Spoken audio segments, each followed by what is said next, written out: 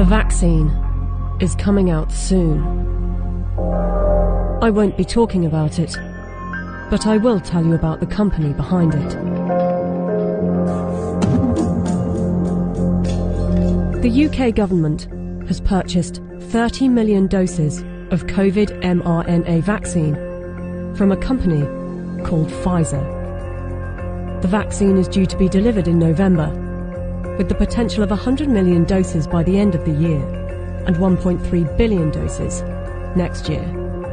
News just out. Pfizer says it could be ready to apply for emergency use authorization for its COVID-19 vaccine candidate by late November. It won't be mandatory at the beginning, but judging from the large orders, a gradual plan will be implemented to persuade and incentivize people to take the vaccine and put restrictions on people that don't, along with shaming campaigns. I want to tell them that their decision, they need to understand, will not affect only their lives, which at the end of the day, it is their judgment, but will affect the lives of others. Because if they don't vaccinate, they will become the weak link that will allow this virus to replicate. Some will say that this is conspiracy theory, so let's just stick to the facts. The government trusted Pfizer to vaccinate the British people, so it's logical to want to inquire into the company's track record in safety and ethics. After all, they must be trustworthy in fighting for humanity, right?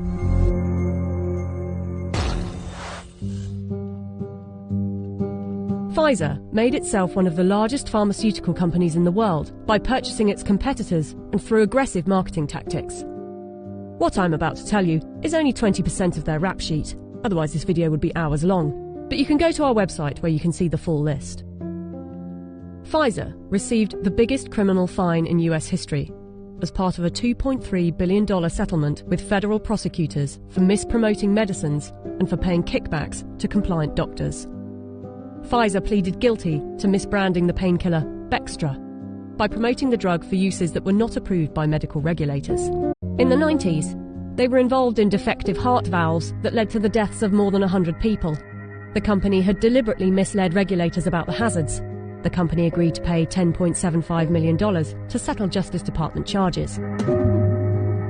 Pfizer also had a class action suit with a $60 million settlement over Resolin, diabetes medication, that resulted in patients dying from acute liver failure, said to be caused by the drug. In the UK, they have been fined nearly £90 million by the UK's competition watchdog for unfair pricing to the NHS after hiking up the cost of an anti-epilepsy drug by 2,500%, charging the taxpayer an extra £48 million than the actual price, which is £2 million per year. Buying competitors and mis-selling drugs weren't the only factors in making them the giant of a company they are. Their special relations with doctors and medical professionals has also helped. In 2004, Pfizer's subsidiary agreed to pay $430 million to resolve criminal charges that it paid physicians to prescribe its epilepsy drug, Neurontin, to patients with ailments for which the medication was not approved. In 2010, a federal jury found that Pfizer committed racketeering fraud in its marketing of the drug. Pfizer disclosed that during a 6-month period the previous year, it had paid $20 million to some 4,500 doctors and other medical professionals for speaking on the company's behalf. In 2012, the US Securities and Exchange Commission announced that it had reached a $45 million settlement with Pfizer to resolve charges that its subsidiaries had bribed overseas doctors and other healthcare professionals to increase foreign sales. But some of you might say they are a business and they don't get to make billions a year by not being competitive. They're still trying to help humanity. Pfizer was sued in a US federal court by Nigerian families who accused the company of testing a dangerous new antibiotic called Trovan on children without parents' consent and using their children as human guinea pigs. A panel of medical experts concluded that Pfizer had violated international law, and the company agreed to pay $75 million to settle the lawsuits in Nigerian courts. The US case was settled for an undisclosed amount.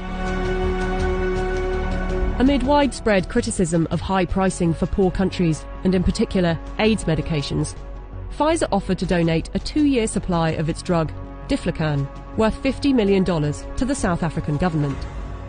Yet in 2003, Pfizer backed away from the company's plan to license its AIDS drug for low-cost distribution in poor countries.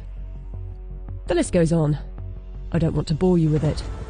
But ask yourself, if it was a car manufacturer, would you buy a car from them? We plan to honor our history, and we will only bring to the world a vaccine that has been proven safe and efficacious. If Pfizer is trustworthy enough to be given one of the keys to vaccinate the population with something that was knocked up in a few months, and with such a track record for safety and ethics, I know what I think. Do you?